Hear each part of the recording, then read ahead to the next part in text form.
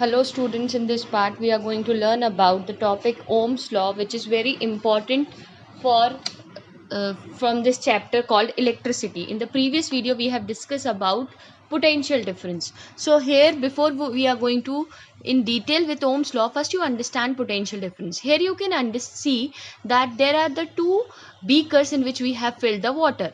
When the beakers are at the same level, the water is not flowing from one beaker to another. But once you have increased the height of one, you have noticed that the water started flowing, and the water is flowing from one beaker to another beaker.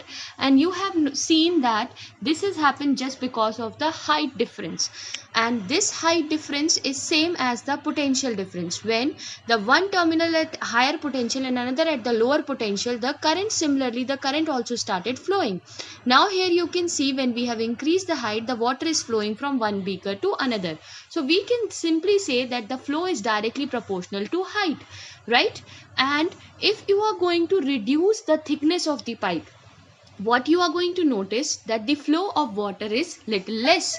Means when the water is flowing, that time you have noticed that the flow of water is little less. So what we can do, that is we can say that the flow of water is inversely proportional to its thickness, right? And if you are ignoring the constant, so you can write it down that flow is equal to height and inversely proportional to its thickness. When we increase the thickness, we found the flow of the water is low. If we are comparing the previous expression with this Ohm's law, what Ohm's law states is that the current is directly proportional to the voltage and inversely proportional to the resistance. Okay, so here you can see that the current is directly proportional to the potential V. Here the as similar to the flow is directly proportional to its height and inversely proportional to its thickness. Means what? When the potential difference is more, the current will also be more, and when the resistance is more, the lesser current will be flowing. जैसे कि अभी हमने इस video में देखा, that is F मतलब flow किसके लिया हमने, F is comparing with I, H is comparing with V and R is comparing with T. But practically we are not going to write this expression F is equals to H upon T, but you are going to write I is equals to V upon R. Now we are going to discuss the Ohm's law. What Ohm's law says that when the current flows through in a closed conductor, you have seen that the current applied to the circuit is directly proportional to the potential difference or the potential drop across its end. So here we can say when we increase the potential, the current will be more, and when we increase the resistance, the current will be less. And we are assuming that other factors are constant like temperature and resistance and everything.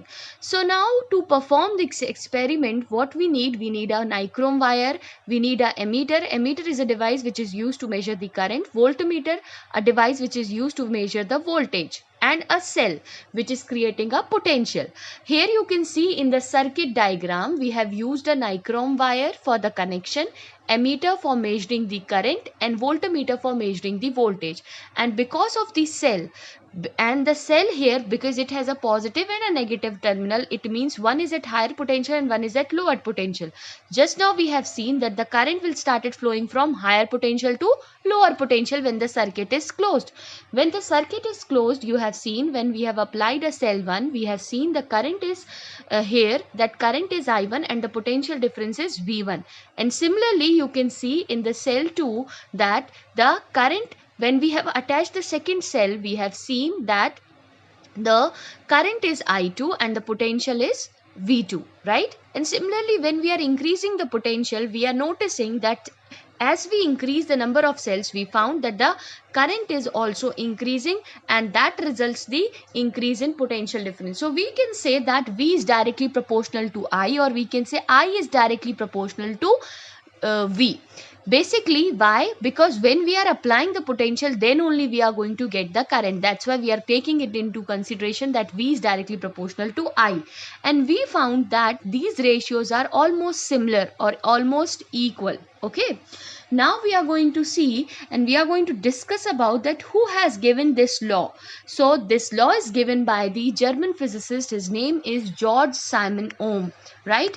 He has given the relation that when we used a constant resistance in the circuit, we found that the voltage is directly proportional to the current. When you will remove the proportionality sign, you will find one constant which we called R, and that is called your resistance. Okay, now what is this resistance? Resistance we will discuss in the next video in more detail, but for now you can understand which resists the flow of charge. If we talk about their units, the volt SI units of voltage is volts, current is ampere, and the resistance SI unit is ohm, which is represented by a Greek letter omega. Okay. Now this is what we have discussed, and we have talked about the Ohm's law. The given diagram here you have to make in your copy as well. So if somebody is going to ask you define 1 ohm, you will say that when we applied a 1 volt in 1 ampere of current will be withdrawn from it, and this is all about your Ohm's law. Thank you.